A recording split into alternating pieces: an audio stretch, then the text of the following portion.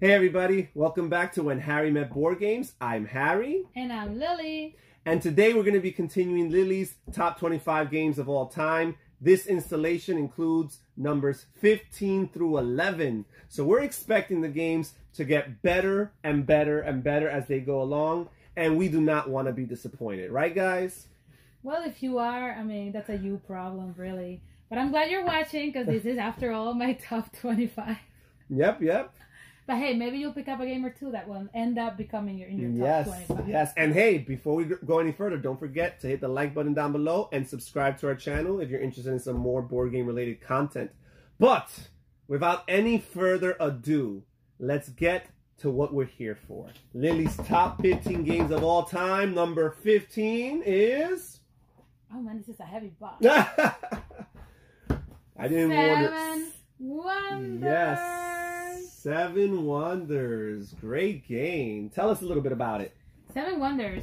I had to warm up to like this game. If you have watched any of the other uploaded videos, you would have realized that I won my first Seven Wonders ever game last Sunday. It was a couple weeks ago after about 2 years or so of playing the game. Yeah, so I mean that's a pretty slow. Yeah. It's a slow burn. It's a slow burn. So Harry has it ranked higher than me, but no spoilers, but no I spoilers. do. It's higher than 15 for me. So it definitely should thank its lucky stars that it made it on my top 25. Because again, games that I don't ever win at, I don't usually make it. Lucky guy. However, it does play really well with a lot of people, like up to 6 people. Up to 7. Up to 7. Actually, with one of the 6, expansions, you could right? play with 8. I guess it would be 8 Wonders. But no, it plays well with 7. Yes. Hence the name. Mm-hmm. I really like the architecture, the graphics of it all. It kind of plays a factor, of like the different, how do you call them, the beginning cards that you draft.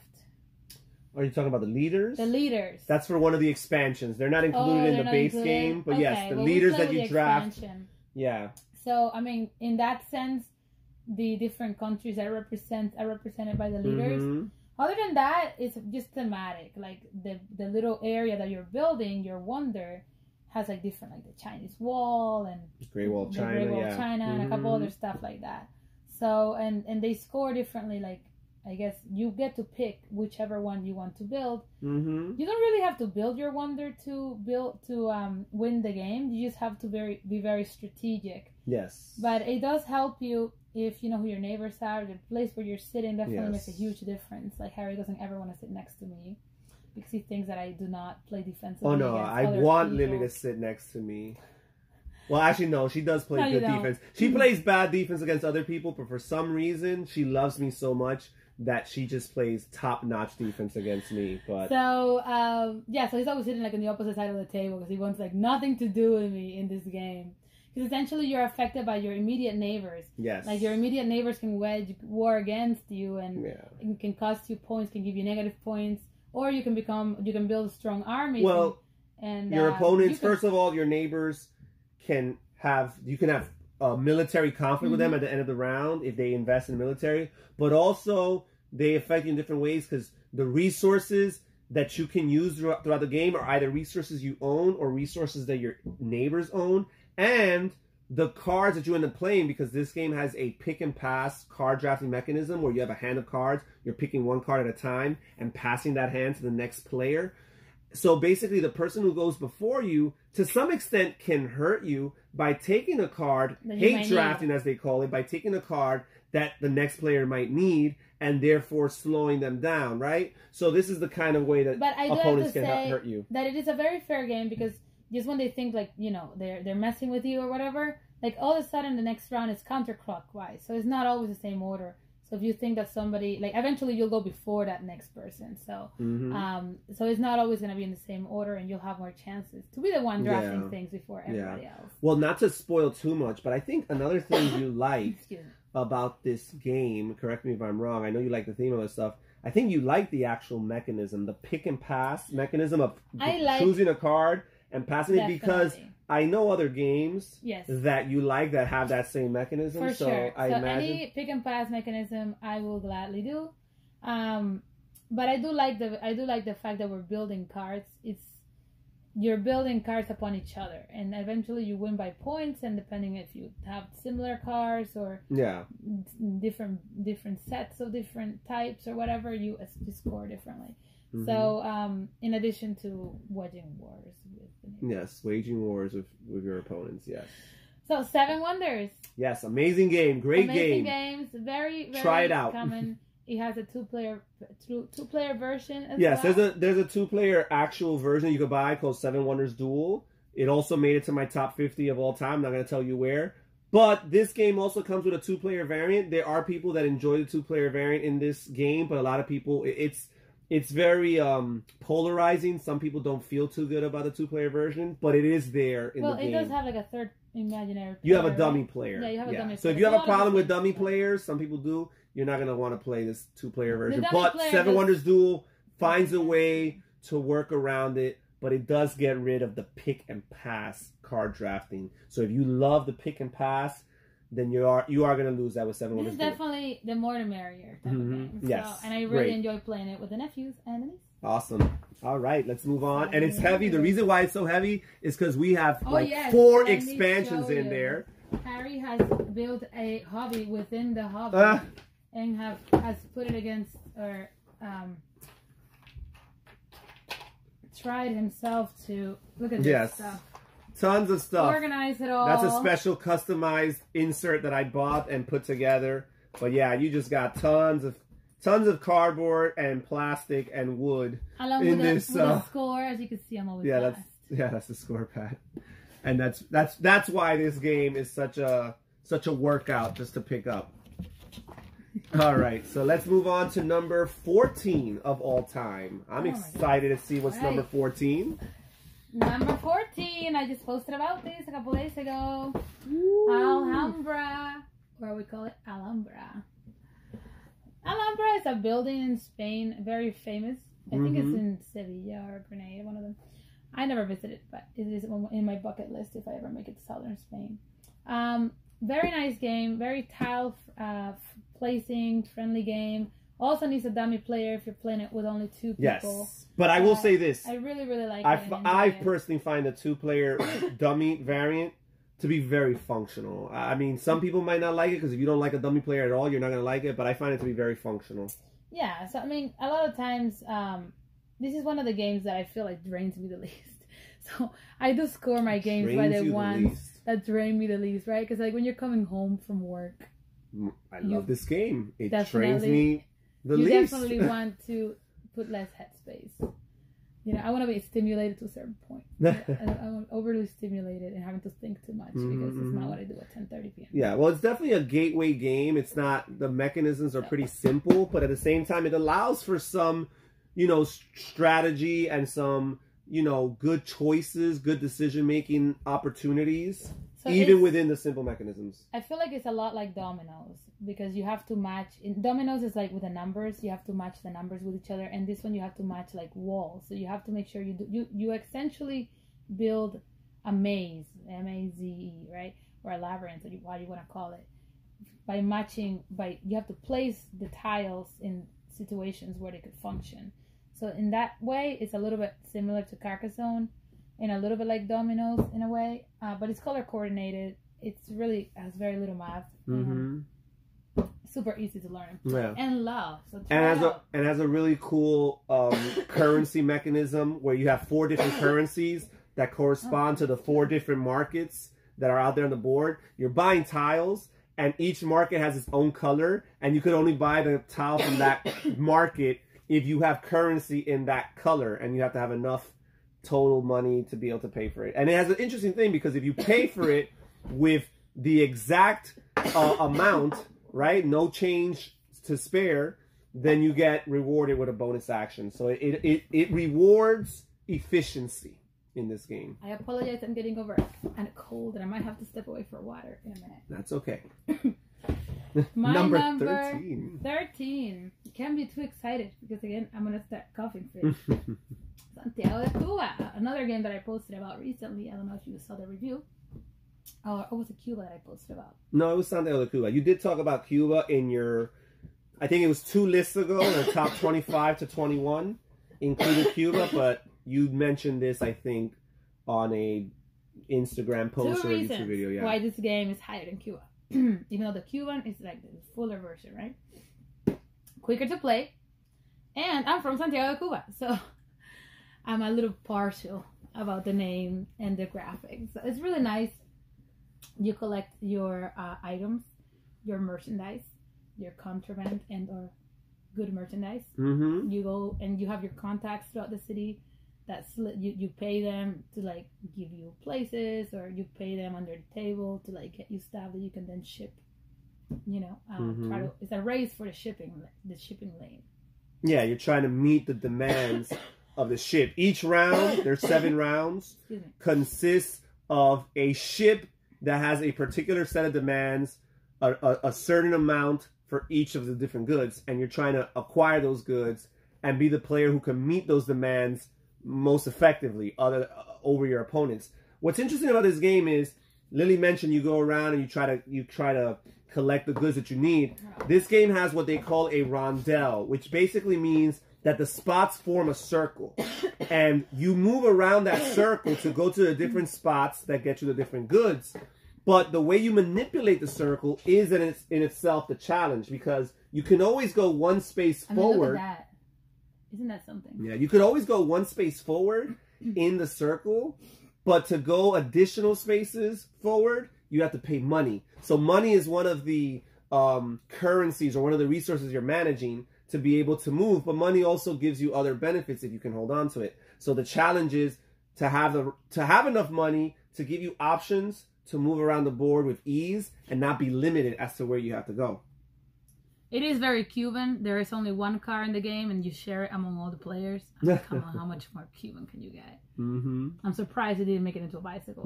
But all the tiles end up switching places, so not everything will be in the same place, which is a nice little variant.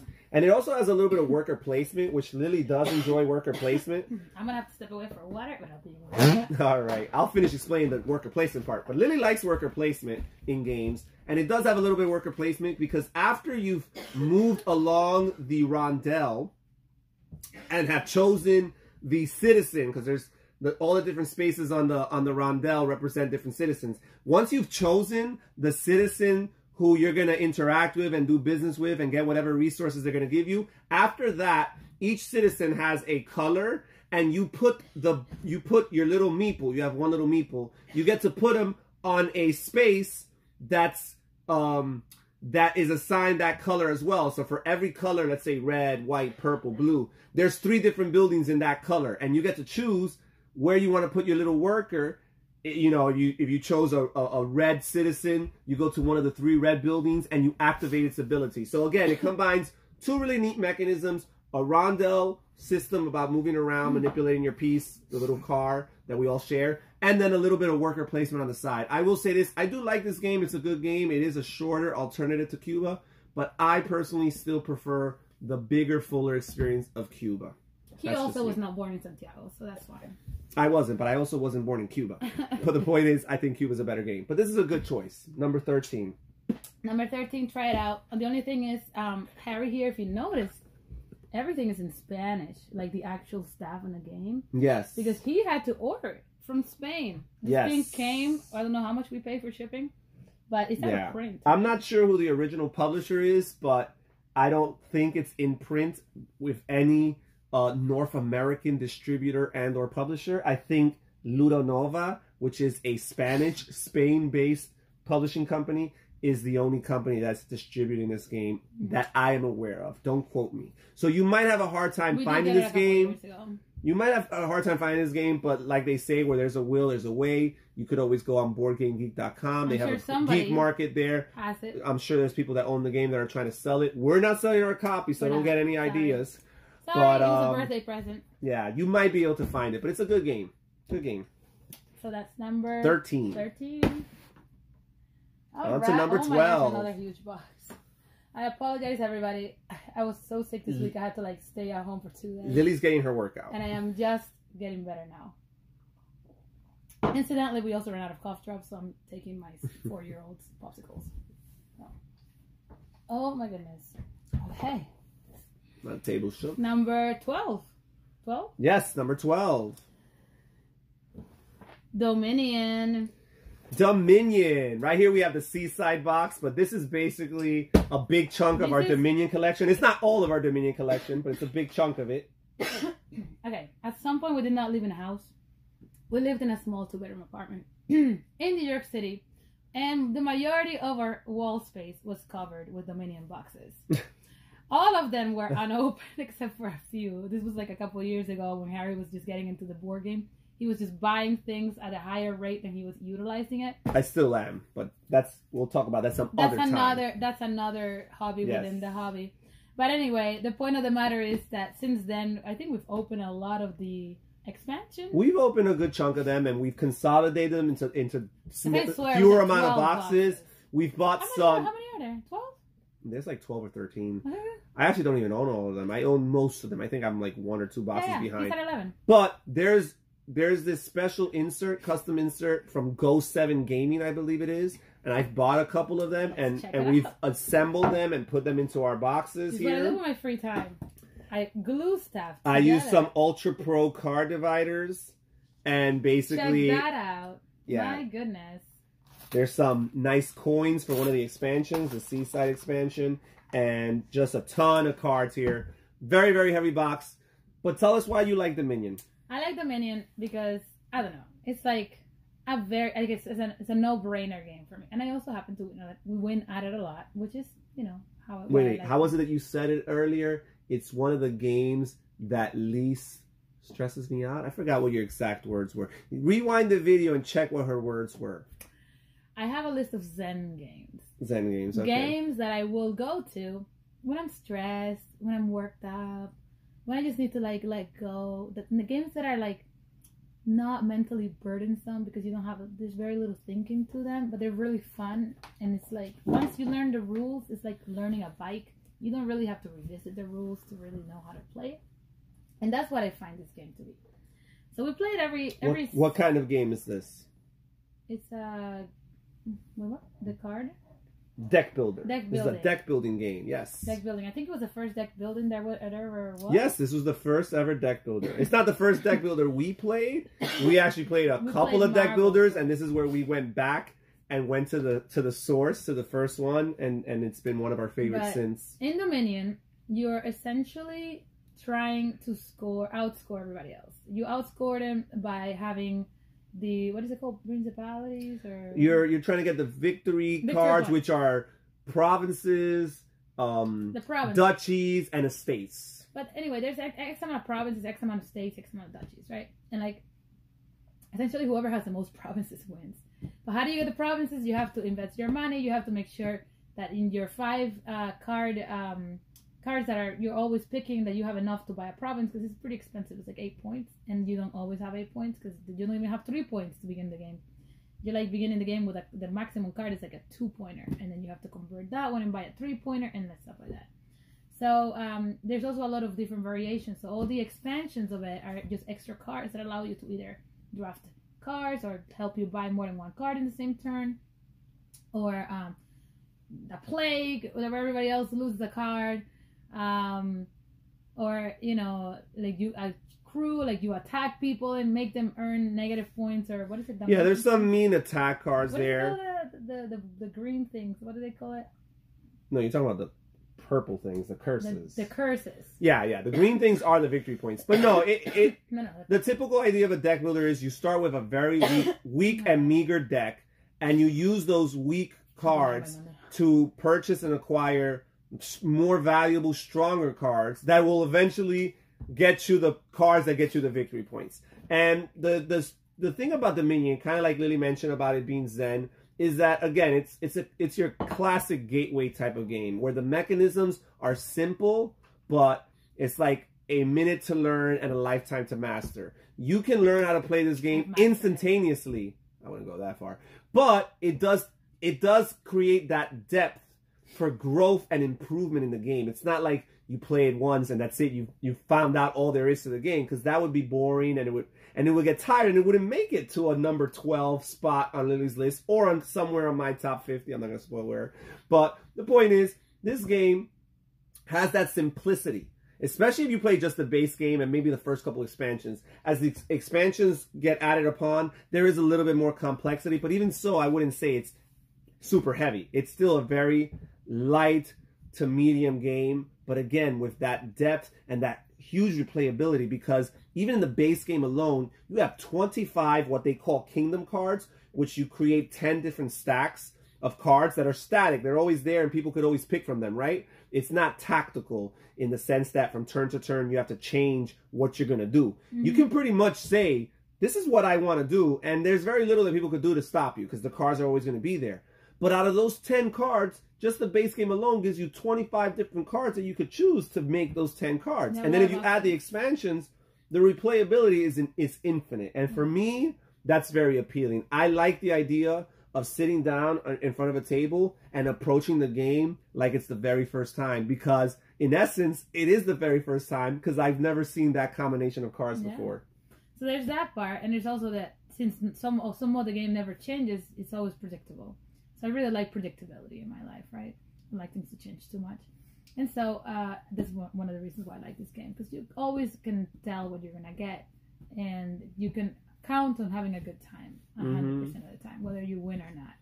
So it plays well with a lot of people too, right? What is it? No, we have an 2 to 4. I think with some expansions you could add 5 to 6. I wouldn't recommend that though, because I think one of the shining, aspects of Dominion is its quickness. Like Dominion plays so quickly, especially if you don't play with attack cards, because attack cards can tend to slow the game down. If there's no attack cards, a game of Dominion can easily finish in under 30 minutes. Yeah.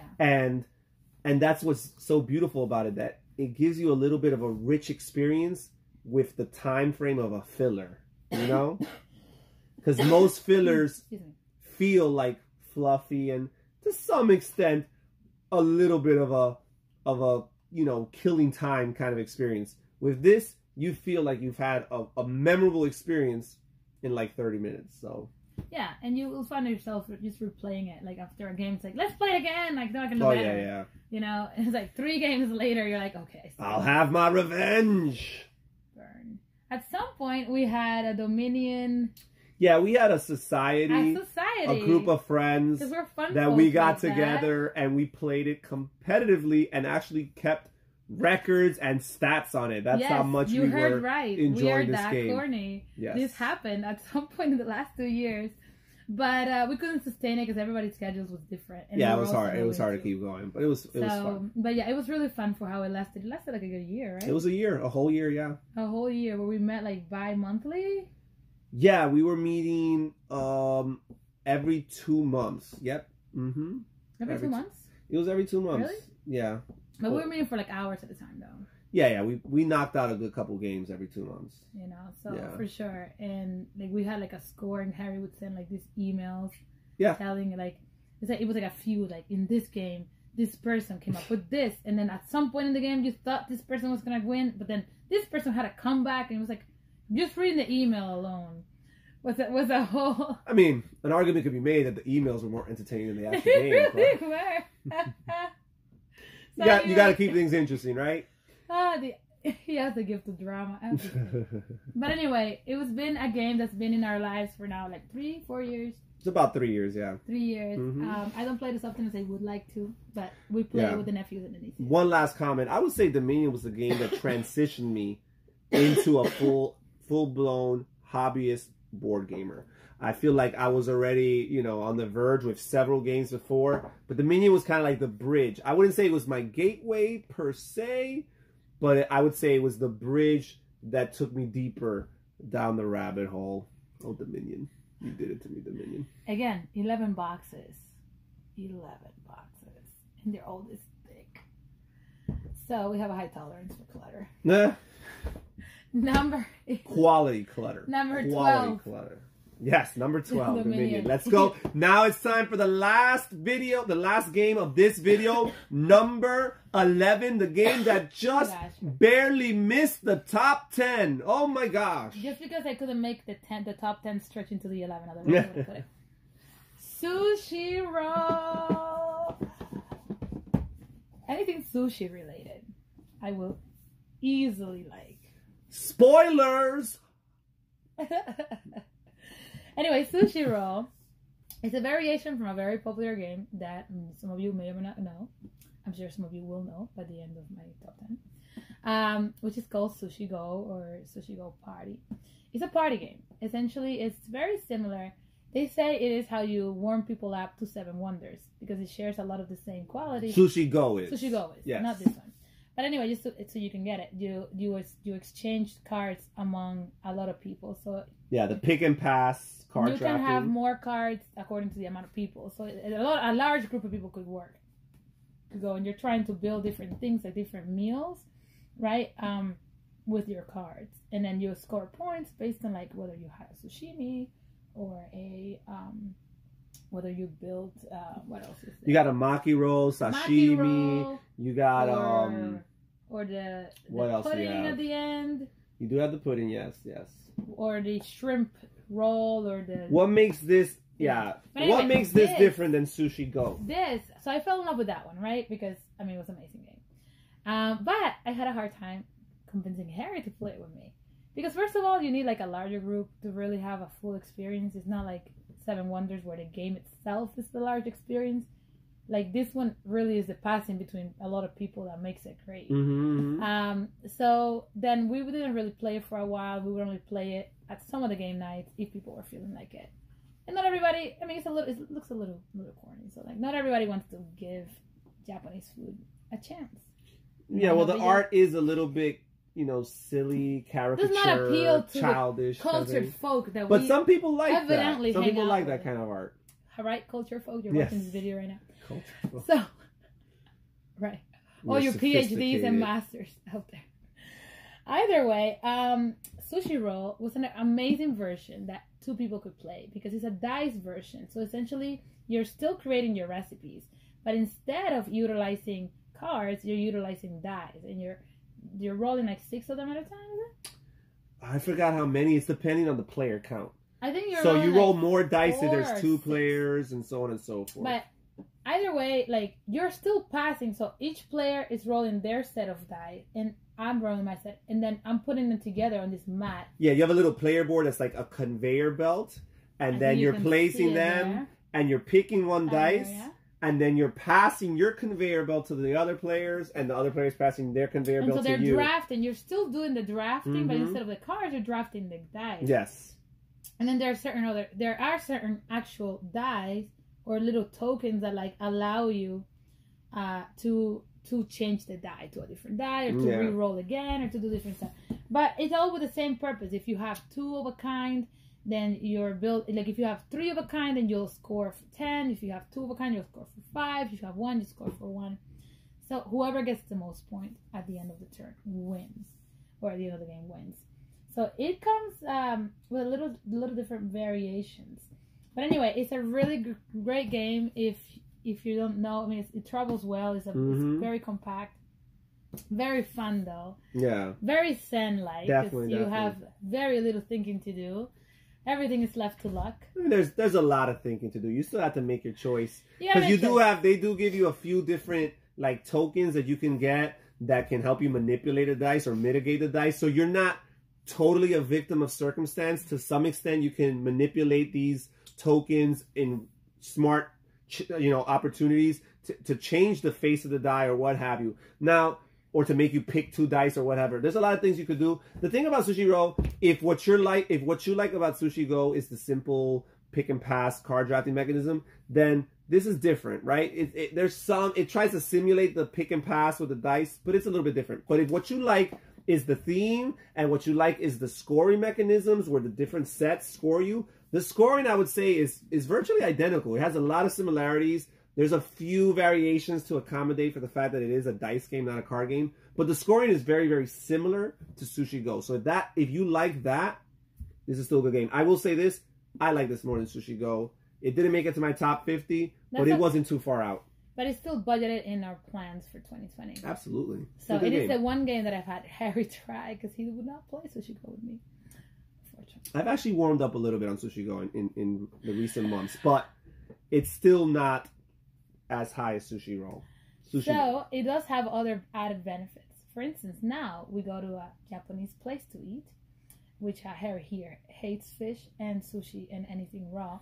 But he now knows what a wasabi is and that it will multiply the flavor of whatever it is you're putting on top, right? Much like the game says. Yes, and I know that sashimi must taste like something out of heaven because, man, it gives you lots of victory I know, points. and is it that expensive, guys? Really? Like, and the dumplings, of course, like every Japanese there. Any Asian place will have a dumpling. Yes, the more dumplings I eat, the more satisfied I will be.